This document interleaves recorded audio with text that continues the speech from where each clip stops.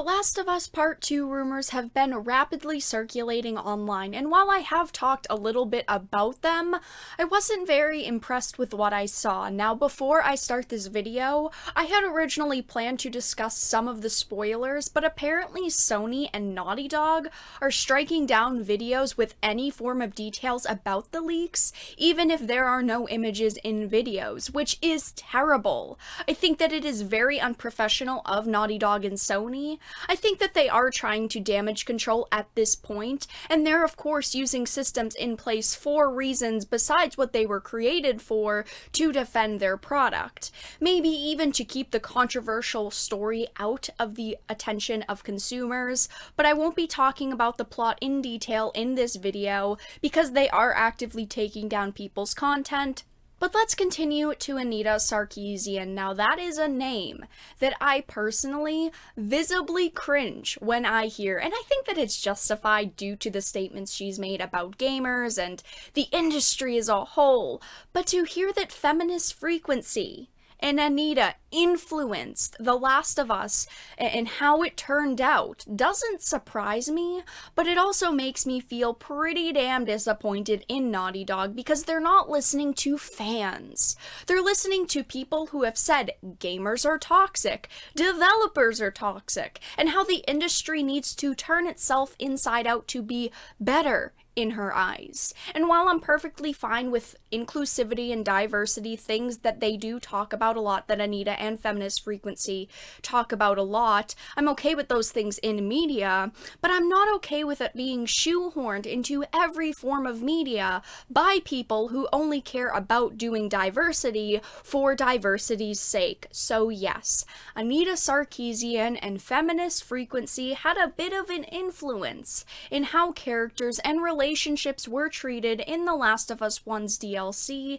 and The Last of Us Part 2, because Neil Druckmann, the vice president at Naughty Dog, has spoken about Feminist Frequency. Now, as far as we know, she hasn't had a direct influence on the game, but she has acknowledged some of the criticism on Twitter about this small involvement in The Last of Us Part 2, and she has gotten extremely defensive over it, which means she actually cares about the project, or she needs more attention on social media. So this is an Ars Technica article, and the main part that I wanted to read from it was, beyond anecdotal and off-the-record stories about her videos being used at game studios, Sarkeesian confirms that Naughty Dog's Neil Druckmann and Arcane's Harvey Smith have spoken about the insights they've gleaned from Feminist Frequency videos and used in their later games.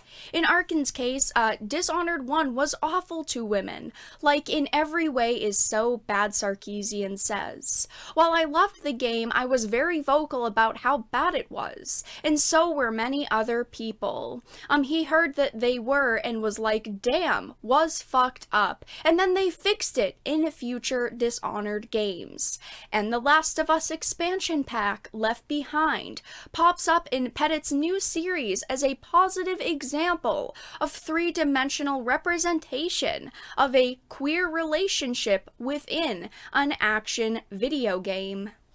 So if you don't know about the leaked plot, I will give a little bit of a spoiler. The game does have a large focus on Ellie's sexuality and her relationship with a girl named Dina. Now, this has been confirmed through trailers. We've seen a lot of examples of it, so I think it's safe to mention, but it's obvious at this point that yes, the game's largest focus is Ellie's relationship and her progression through it, and her progression just about kind of learning who she is. Now, it does seem like Naughty Dog did defeminize some of the characters to the point where people are now questioning what motives are behind that. Look at the website Sausage Roll. Based on industry trends, it is their opinion that it was to make the characters more trans-friendly.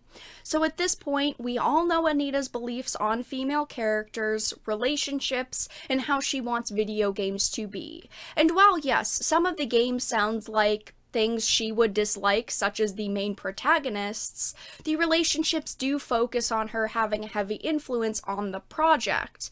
So it wouldn't be unrealistic, in my opinion, to think that Neil Druckmann saw her arguments and her fans in their echo chamber and thought the studio could appeal to that group of people while capturing their original audience's attention.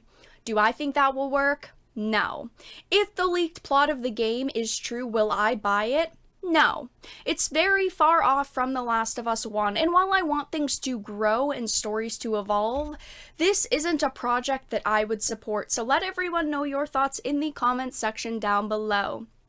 Are you very surprised to hear Anita Sarkeesian and Feminist Frequency pop back up in the era of The Last of Us Part 2?